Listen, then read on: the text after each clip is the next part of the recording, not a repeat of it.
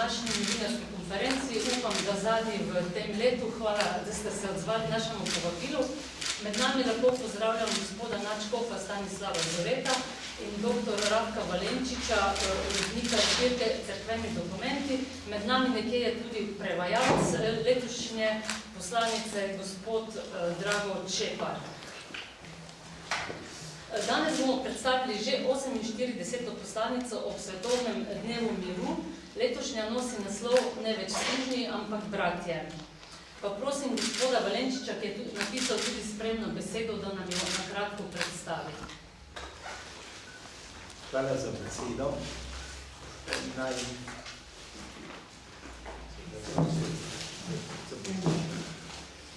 Naj za začetek samo nekoliko povzamem zgodovino teh poslanic. Začel je z njimi Pavel VI. Vemo, da je on dejansko vodil glavni čas koncila, tudi pastoralno konstitucijo, izdal pomembno okrožnico o razvoju narodov in ravno takrat, ko se nekoliko polegla ta nasprotja med vzhodom in zahodom in on je porabil priložnost, da je v novem letu vedno dal neko besedo ali jo je tako ali drugače naslovil. Vsekakor je šlo za to, da se zagotovi mir v svetu. Mir najprej v ljudeh, mir v državah in mir med državami. Tisto, kar je vse tudi za to zadnjo poslanico pomembno, vse spadajo v tako imenovani katoliški družbeni nauk. To je tisto vprašanje, ki ga kdaj nekateri napačno razumejo, da je to neko vtikanje cerkve v politiko, v družbeno življenje. Dejansko pa gre za to, da cerkev ima vso dolžnost govoriti o pravičnosti kot temeljni kreposti in posameznika, zlasti pa tudi med državnih, medčloveških odnosov. Letošnja poslanica, ki nosi naslov Ne več sužnji, ampak bratje, zajema neko zelo aktualno vprašanje. Vidi se, da je sedanjemu papežu Frančišku zelo blizu, kajti vemo, da skoraj vsak dan, če ne tudi trenutek se dogaja, da prihajajo ljudje iz raznih delov sveta, zlasti iz vzhoda, iz Afrike, iz nerazličnih dežel in iščejo v Evropi neko ne samo delo, ampak tudi neko zatočišče, bodisi politično, ekonomsko in drugo. Vendar pa ta poslanica ne obravnava samo ta vprašanja, ampak zajema tudi nekoliko širše. Dogajanje v teh deželah, kjer se dogajajo nove oblike sužnosti. Nekdaj je bilo suženstvo znamenje, kot jo imenuje suženstvo dela, danes pa je suženstvo odnosov. In nije dežele, tudi najbolj razvite, v katere ne bi bilo celo veliko več oblik suženstva. Tistega domačega, v družini, v odnosih, v tem, da človek izrablja sočloveka v svoje namene, to pa vemo, da se dogaja na najrazličnejše načine. In ravno to je hotel sedanji papež nekako zavzeti in izhajati iz tega. Vsak človek je vreden spoštovanja, ker ima dostojanstvo človeka, ker je ustvarjen kot razumno in svobodno bitje. In če ga mi ne spoštujemo, dejansko ne spoštujemo niti sebe, ker ne odkrivamo tega dostojanstva v sebi. To je neka zelo zanimiva paralela. Če odkrivamo dostojanstvo Božjega otroka v sebi, ga potem odkrivamo tudi v drugem. Pa naj bo otrok, ali ženska, ali migrant, ali delavec in podobno. Zanimivo je tudi, morda skoraj malo kdaj srečamo to misel, da tudi mi, navadni ljudje, skoraj na različne načine podpiramo razne oblike suženstva in navaja. To, ker kupujemo vse tisto, kar daje nekomu velik zaslužek, ampak na račun tega, da so drugi obubožani. In mi prosto kupujemo kakorkoli za kakršnekoli denarje. Tudi to občutljivost želi prevoditi v nas papež, da bi bili pozorni, pa ne govorite o trgovinah, ampak da se zavedamo, kje smo, potem pa naredimo sami tudi neko konkluzijo. Tisto, kar je prav, da posebej poudarjamo, kar papež govori, to, kar se dogaja, je globalizirani svet, ki ne more kakorkoli biti zaprt samo v eno deželo, ampak vsi smo povezani, če dalje bolj med seboj in nekako naredi drugo paralelo.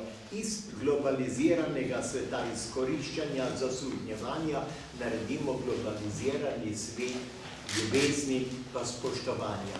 To je tisto, kar je Pavel VI že rekel, potrebna je civilizacija ljubezni. In to je naloga kristjanov, to je naloga cerkve, to je naloga kristjanov tudi danes. Posamič govori o državah, o mednarodnih skupnosti, o civilnih inicijativah in vemo, da te civilne inicijative so odprte vsem ljudem. Tako da ni treba samo čakati, kaj bodo drugi naredili, ampak kaj lahko jaz storim.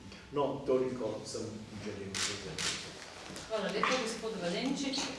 Tako kot vse papeževe misli in razmišljanja, bo tudi ta poslanica najbrž doživela velik odmev v javnosti. Kako pa ste jo brali vi, gospod Načkov? Najprej bi vas vse medijske ljudi, novinarje, tudi v svojem imenu pozdravil. Upam, da je za vami lepo leto in da se veselite naslednjega. Ko beremo papeževe govore, njegove okrožnice, njegove poslanice, se mi vedno zdi pomembno, da preidemo z ravni dokumenta na neko osebno življenjsko raven.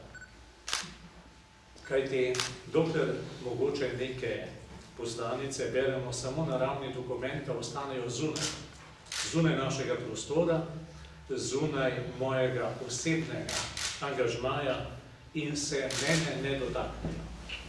Ostanejo dokument, ki ga morda zelo dobro poznam, dokument, o katerem razpravljam, dokument, o katerem morda tudi pišem, o njem seznanjam druge, kar je vaša naloga, ne postane pa beseda, ki nagovarja mene osebno in ki mene osebno preverja v mojih držah, v mojih odločitvah. Prav tako se mi zdi vedno pomembno, da teh dokumentov ne beremo kot besede, ki so namenjene našemu presojanju širokega sveta, svetovnih razmer in razsežnosti. Ta dokument bodo nekje v Afriki brali z afriškimi očmi, v Aziji z azijskimi očmi. In ni nobene potrebe, da ga mi beremo z afriškimi očmi ali da ga mi beremo z azijskimi očmi, ampak je pomembno, da ga mi beremo v našem prostoru, v našem tukaj in sedaj.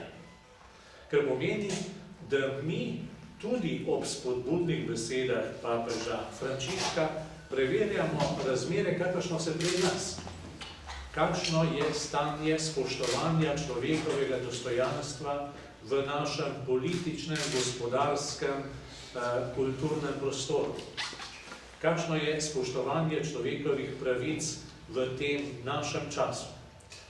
Koliko je morda oblik ali pa senc suženjstva v našem okolju. Ne vem, ste sem prišli peš, a ste morda prišli z avtomobilom, ampak če hodite peš po Ljubljani, potem neprestano srečujete ljudi, ki prosijo, ki beračijo. Kolikokrat, poglejte, gremo mimo teh ljudi, ne da bi nam prišlo na misel, da tam na tleh sedi sodobni suženj, ki ga je neki gospodar prisilil v beračanje in ki mu ta gospodar pobere v zaslužek. Verjetno mu je že prej vzel dokumente in mu vzel tudi človekovo dostojanstvo. Ali pa, kot že omenjeno, kar je rekel gospod profesor Valenčič, ko kupujemo. Vsi smo tukaj v skušnjavi, da dobimo čim več za čim manj denarja, ne glede na to, ali so to delali otroci, mladoletni, ali so to delali odrasli delavci, eni in drugi izkoriščanje. In takrat, kadar mi kupujemo na takšen način, postanemo člen v verigi izkoriščanja. Papež silno lepo pravi, nakup ni nikoli samo ekonomsko dejanje. Nakup je vedno tudi etično dejanje. In verjamem, da če bomo nakupovali na takšen način, s to presojo, potem bomo najprej pomislili, ali gre za pravičnost. Ali je ta človek, ki je zadaj za tem izdelkom, dobil svoje človeka vredno plačilo ali ne. Na ta način postanemo občutljivi v tem našem prostoru za oblike izkoriščanja, za oblike zasluževanja. Potem verjamem, da bomo tudi v tem svojem okolju znali spodbojeni po papeževi besedi, morda bi lahko rekel tudi prebojeni po papeževi besedi, opaziti in spregovoriti o oblikah izkoriščanja, ki smo jim priča v tej naši Sloveniji, v tem našem ekonomskem sistemu. Skratka, zdi se mi zelo pomembno, da vedno preidemo v življenje in besede pretočimo v življenje, ker takrat dosežejo svoj namen. Ne smejo ostati akademska razprava ali pa politična analiza, odmev morajo dobiti v življenju. Preko oznanjevanja cerkve, njenega socialnega, družbenega nauka in tudi preko pisanja o teh vprašanjih vseh vas, dragi novinarji. Hvala lepa. Hvala lepa, gospod Načkov, da ste delili z nami to razmišljanje in predvsem, da ste nas povabili, da ne ostane poslanica samo črka na papirju. Sedaj pa ste naša gosta na voljo tudi za vprašanja, mogoče kakšno.